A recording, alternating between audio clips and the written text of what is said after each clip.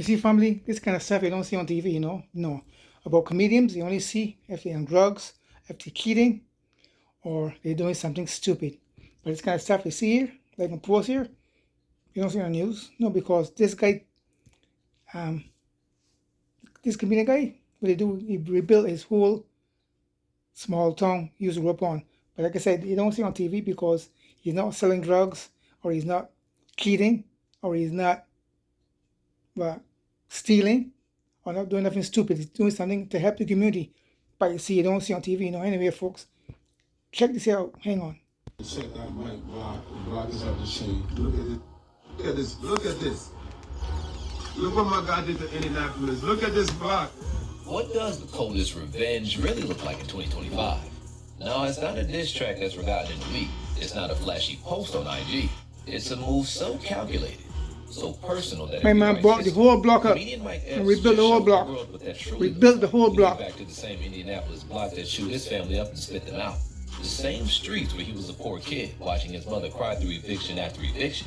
And he didn't just come back to stunt, he came back to conquer. I bought my whole childhood block back. I was buying these houses and people were like, oh man, why you buying them little raggedy houses, man? You know. His first move, he found the house of the guy who used to bully him as a kid, and he bought it.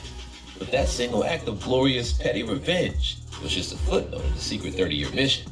It was the opening shot in the war that he'd been planning since he was a child. A promise to go back and buy every single property his family was ever thrown out of. This isn't just a revenge story. This is the story of how that promise turned a comedian into a real estate mogul who went to war with gentrification and won. Once was the hood, now all good. That's right, Mikey. Good job, man. I'm proud of you, man. Look at that. Did it or grew up. To understand the weight of this story, you have to understand the womb. We need to go back to Indianapolis, to the Kennedy King neighborhood. This wasn't just any collection of streets. It was a landmark, a historic hub for black ownership in the city, built by families who created a world for themselves. We're talking about a place with a soul, a place where the church wasn't just a building for Sunday service. It was the community's bank, its counseling center, and its political headquarters. But the system is designed to break places like Kennedy King. Decades of redlining and neglect created the perfect storm. When Mike Epps was a kid, the block was struggling. Crime was rising, and the landlords were circling like vultures. We grew up poor. We didn't have the money to keep the home, so... Mike Epps has spoken about the memory that burned this mission into his soul. It's not a vague recollection. It's a sharp, painful image. He remembers being a little boy, standing in a room full of boxes, watching his mother's face crumble as another eviction notice was served.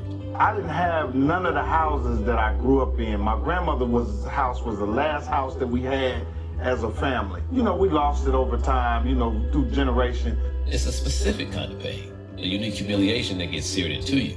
The feeling of having your life, your belongings, your stability thrown out into the street for the whole world to see.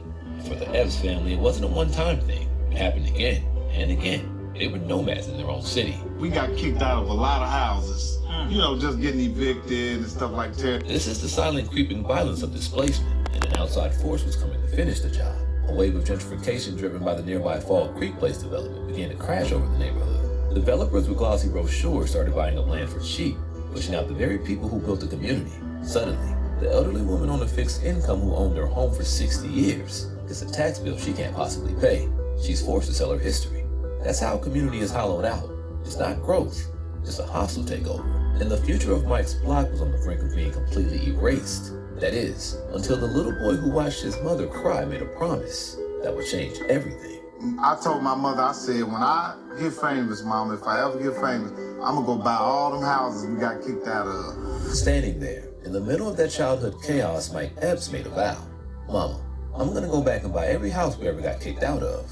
It's a fantasy, a desperate promise to make the pain stop. But for Mike, it became the North Star for his entire life. Fast forward through the grind of comedy clubs, sleeping in his car, fighting for stage time. He makes it. He has the Hollywood money. For 99% of people, the story ends there. But that promise was still burning in his gut. So, about 30 years ago, Mike started making quiet trips back to Indianapolis. He went straight back to Carrollton Avenue and started finding the ghosts of his past. The raggedy houses his own friends clowned him for.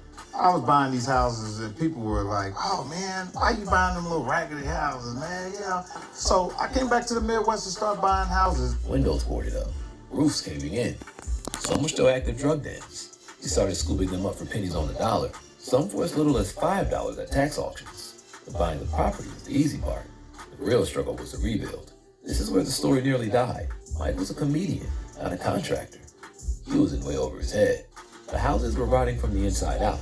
He'd walk into them and be hit with the smell of mold and decay. He discovered cracked foundations, faulty wiring that could burn a house down, a plumbing so old it was unsalvageable. These weren't fixer-uppers. They were money pits. The HGTV show revealed that for just 2 of the houses, he had a renovation budget of over $500,000. Imagine that financial pressure. Every dollar he was earning from movies and stand-up was being swallowed by this high-risk mission back home. This wasn't just a business problem. It was a personal nightmare. The promise he made to his mother was on the verge of becoming a colossal failure. The house had sat in limbo for years, a constant draining reminder of how hard this dream was to realize. If you're feeling this video so far, please leave a like on it and subscribe to Hustlers in the Hood to join our community. We're all about highlighting the grind and the wins that make a difference.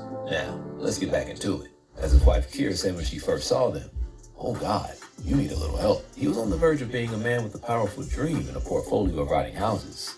The promise was in danger of dying right there on Carrollton Avenue. Every great hustler knows you can't build an empire alone. Mike Epps had the heart of the vision, but the person who turned his raw passion into a sharpened, executable plan was his wife, Kyra Epps. I couldn't do it without my beautiful wife. She came in with the designs. And my wife, without her woman's touch, Right. I couldn't have did it. My wife is the one that put the ism on it, you know. She was the secret weapon. Mike calls himself the gambler. Kyra's meticulous. That combination is dynamite. She didn't just see rundown houses. She saw canvas. Where Mike had secured the territory, Kyra was the one who knew how to build the kingdom. She became the strategic and creative director of the entire operation, visualizing the layouts, the finishes, the design choices that would transform these liabilities into high-value assets. My wife from Chicago, I'm from Indianapolis, I'm a little country compared to her. And she put a little city on it. It was their collaboration that sparked the true turning point when they realized this is bigger than design. This is about community. It's about legacy. It's about buying back your block. It's all about community. It's all about land. It's all about building legacy for your family and your neighborhood. Their first major breakthrough was Grandma's house at 2058 Carrollton Avenue. Mike, tell him he's working hard. This wasn't just any property. This was the matriarch's home, the emotional anchor of the entire block. After Mike had gutted its rotting interior, they made a bold decision. They painted the exterior entirely black. It was a conscious choice to symbolize black excellence, a powerful, unapologetic statement that they were back to reclaim their history.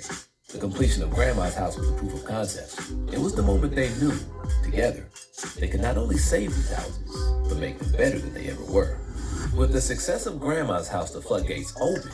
They were on an acquisition and renovation blitz on Carrollton Avenue, transforming the historic shotgun houses into bungalows one by one. He secured 6 properties back to back, creating a literal Epps block.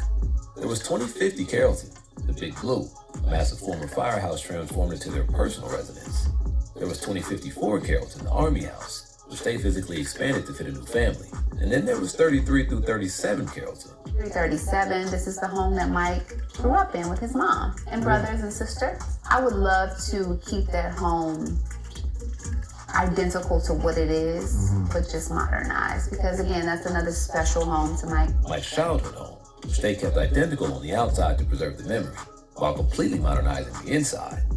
With his go-to builders, the beer-drinking, Aerosmith-listening crew chasing Anthony, the block transformed from a street of forgotten homes into a vibrant construction zone.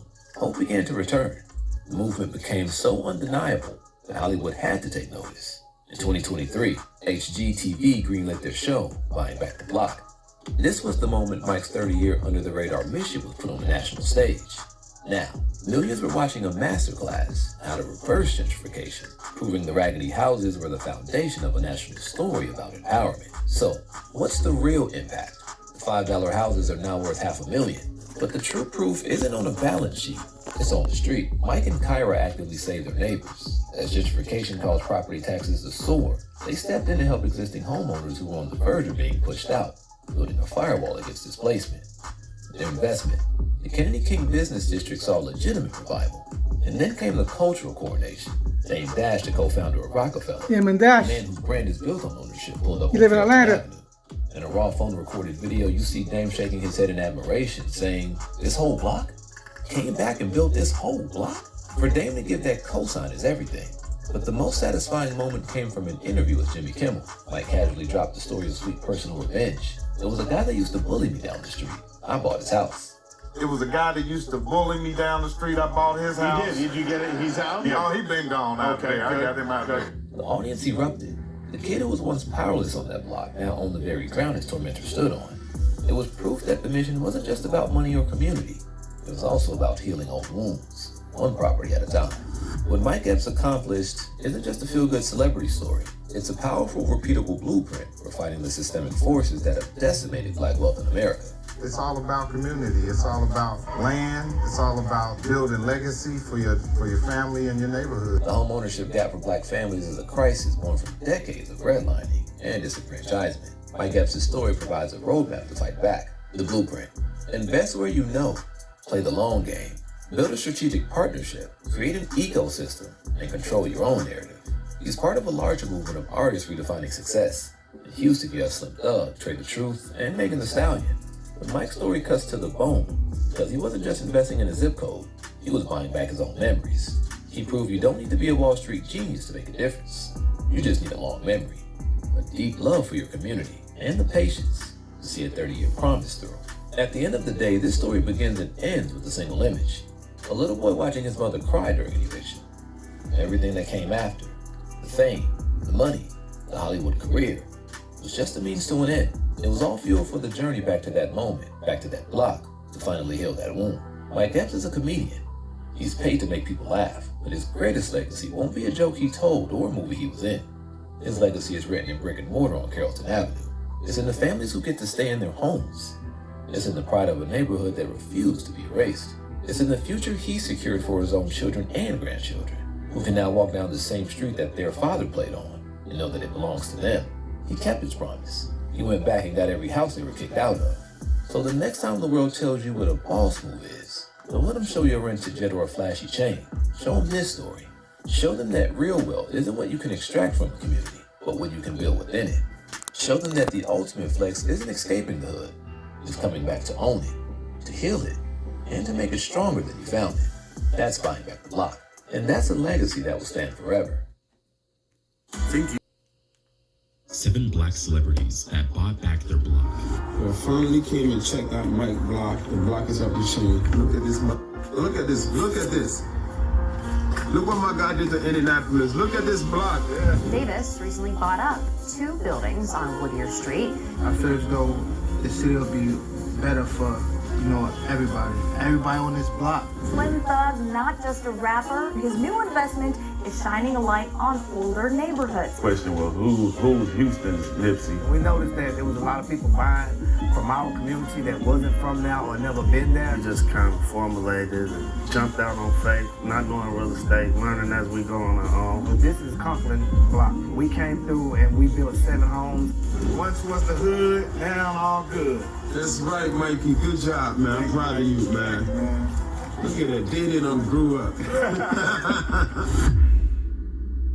Imagine strolling down your old hood, expecting nostalgia, but instead, it's like walking through a ghost town, where your favorite corner store is now just a corner. Wild, right? For many, this is the stark reality in urban neighborhoods across America. It's easy to ask, where are the success stories? Where are those who've made it, coming back to make a difference? But here's the twist. Some of them are, and they're not just coming back. They're reclaiming what they lost, brick by brick. In this video, we're shining a spotlight on 7 Black celebrities who didn't just settle for the glitz and glamour of fame. They looked back at the communities that shaped them and decided to rewrite the narrative, transforming forgotten streets into beacons of hope and opportunity. Okay, folks, if you want to see the whole thing, you've probably heard the phrase, buy back the block. It's a rallying cry against the systemic inequalities. Go there on YouTube and see the whole thing. That have plagued these communities. Go on YouTube and see the whole thing right here. Folks on this list, it's 7 Black celebrities who bought back the block. They saw the decay, the broken promises, and the deep scars left by neglect, and decided it was time to take action. Okay, that's where you go and see 7 celebrities that bought back the whole block. See, you don't see this on TV, no, because they're not selling drugs or twerking or doing shit. They're doing constructed stuff, buying back the whole neighborhood that they used to live in before and make it like new. Peace out. That I'm gonna do when I get to be a millionaire. That I'm gonna do. Go back to my whole town back in BIM and redo the whole street. All houses new, brand new. That I'm gonna do. Later, folks. Peace out.